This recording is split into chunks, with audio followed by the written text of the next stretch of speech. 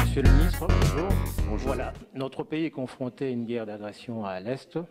Et alors, on a entendu quelques critiques parce qu'on se dit pourquoi est-ce que c'est seulement aujourd'hui que notre pays ose enfin désigner qui est l'agresseur?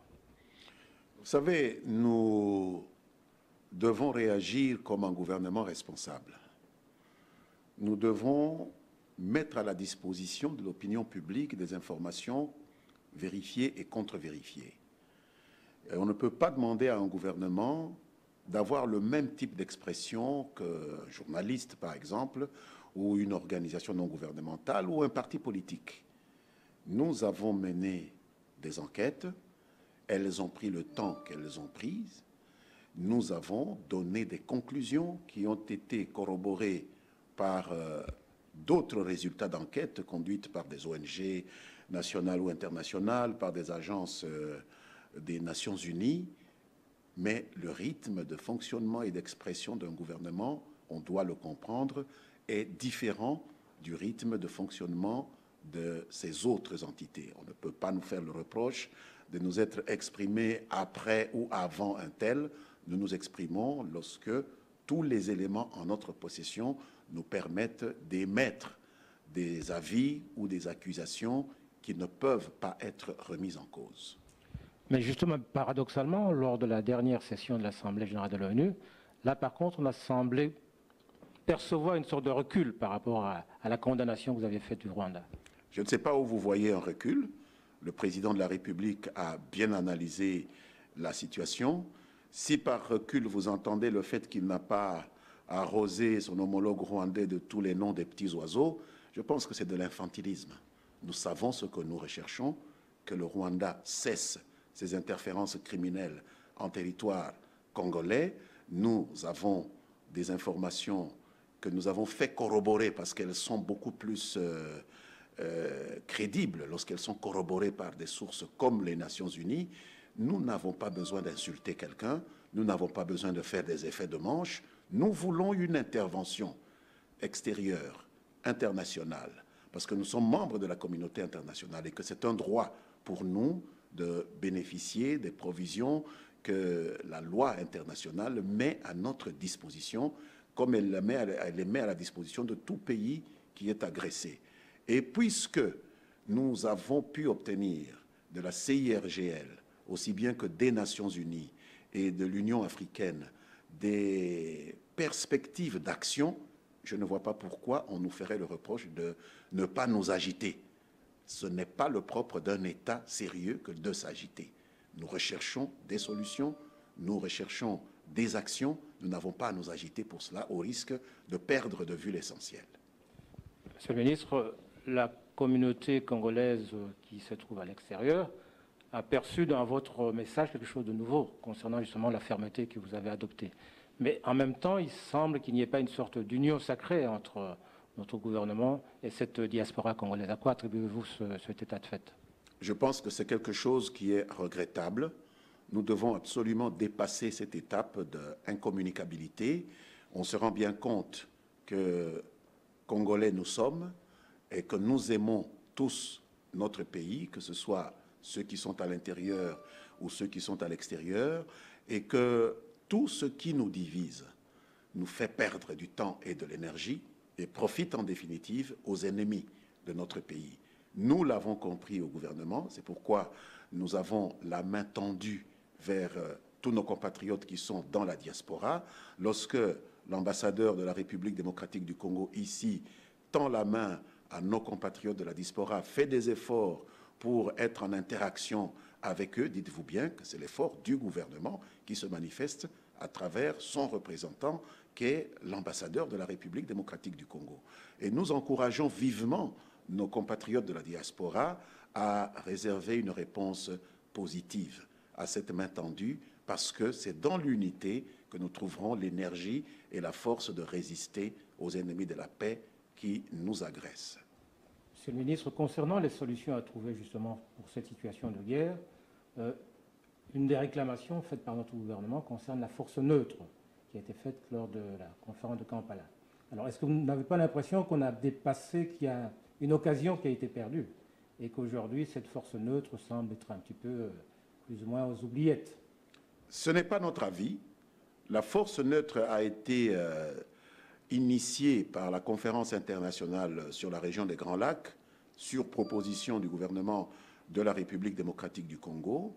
Il y a à peu près 1 mois et demi, à Kampala, la CIRGL a décidé de se donner 3 mois pour rendre opérationnelle cette force. Nous avons 1 mois et demi qui est passé. Je pense qu'il ne faut pas considérer ce projet comme enterré tant que les 3 mois ne sont pas encore forclos.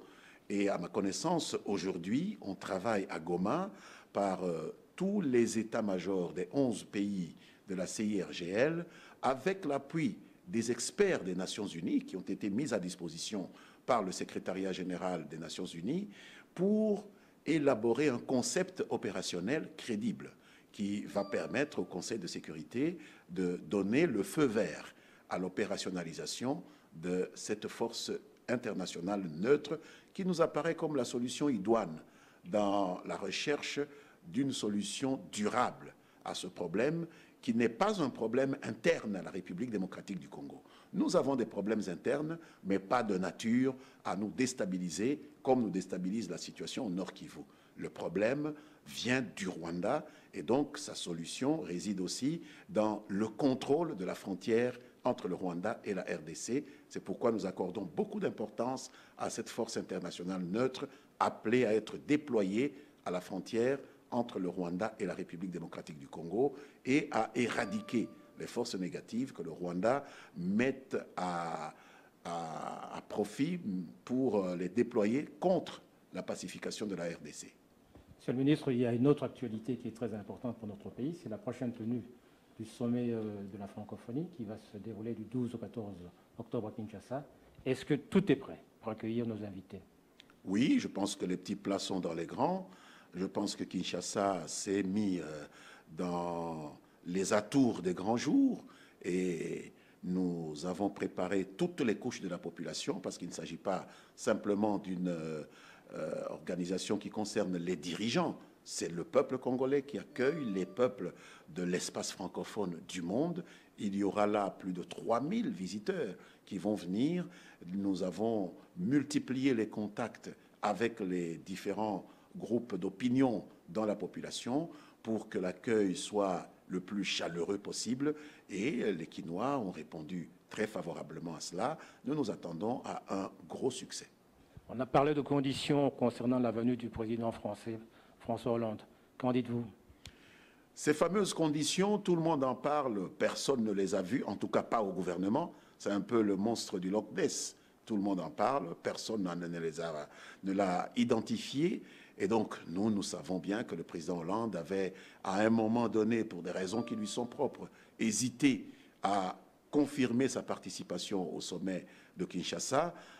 Les hésitations sont terminées. Il a confirmé sa participation, nous l'attendons. Mais dire qu'il y a eu des conditions, en tout cas au gouvernement, nous ne les connaissons pas. Si quelqu'un a connaissance d'un document reprenant ces conditions, nous serions très reconnaissants qu'il les mette à notre disposition. Nous savons qu'il y a des réformes qui sont nécessaires dans l'organisation de notre vie institutionnelle, comme elles le sont dans tous les autres pays, en Belgique, en France, partout, tout le temps, il y a des réformes. Ça ne veut pas dire que ces réformes puissent impacter les relations entre ces pays et leurs partenaires internationaux. Et nous ne voyons pas en quoi les réformes que nous initions, leur vitesse, peut avoir un impact sur nos relations avec nos partenaires, fussent-ils de la francophonie. Donc nous n'avons reçu aucune conditionnalité. Nous élaborons nos réformes conformément à notre volonté souveraine de peuple. Lorsque nous avons besoin d'une réforme, nous la mettons en chantier et nous la menons jusqu'au bout. Je ne vois certainement aucun lien entre ces réformes et la tenue d'un sommet de la francophonie, qui est une conférence internationale qui ne concerne pas 2 ou 3 pays seulement, mais qui concerne plus de 80 États à travers le monde. Et le fait qu'il rencontre des membres de l'opposition nous semble tout à fait normal? Seuls ceux qui n'ont pas été au Congo au cours des 4 ou 5 dernières années peuvent trouver exceptionnel le fait qu'un dignitaire étranger arrivant au Congo, après avoir été reçu par le président de la République, ait un contact avec l'opposition, que ce soit dans son ambassade, que ce soit dans la résidence d'un ou de tel autre leader de l'opposition. C'est traditionnel en République démocratique du Congo. Lorsqu'un dignitaire étranger arrive, il a des contacts avec le gouvernement. Après avoir vu, bien sûr, le président de la République, il a des contacts avec des membres de la société civile, il a des contacts avec l'opposition. C'est tout cela qui fait le Congo. Et c'est en cela que nous sommes un peu différents d'autres pays autour de nous, sans nous enorgueillir. Nous avons une démocratie qui est très vive et nous entendons à ce que toutes les composantes de cette démocratie fassent entendre leur voix. Je ne sais pas ce qui donne l'impression que c'est avec François Hollande que l'opposition va commencer à rencontrer des dignitaires étrangers de passage. C'est une tradition en République démocratique du Congo. En conclusion, Monsieur le ministre, qu'attendez-vous de ce sommet de la francophonie? Nous, comme République démocratique du Congo, nous attendons une expression ferme et sans frioriture de la solidarité de nos partenaires de l'espace francophone avec la République démocratique du Congo, qui se trouve à un moment particulièrement dramatique de son histoire, avec cette agression qui nous rappelle des épisodes de notre histoire que nous aurions voulu oublier, mais qui nous sont jetés à la face à un moment où on s'y attendait le moins, après que nous ayons parié sur la volonté de tous les pays de la région de Grand Lac de se donner la main pour construire la paix, le développement et la sécurité sur cet espace. Aujourd'hui, ces espoirs ont été déçus et la première attente des hommes et des femmes du Congo à l'égard de leurs partenaires de la communauté internationale, de l'espace francophone, c'est la manifestation de cette solidarité envers le peuple congolais victime de cette agression et une condamnation sans réserve du Rwanda comme auteur de cette agression. Merci, Monsieur le ministre.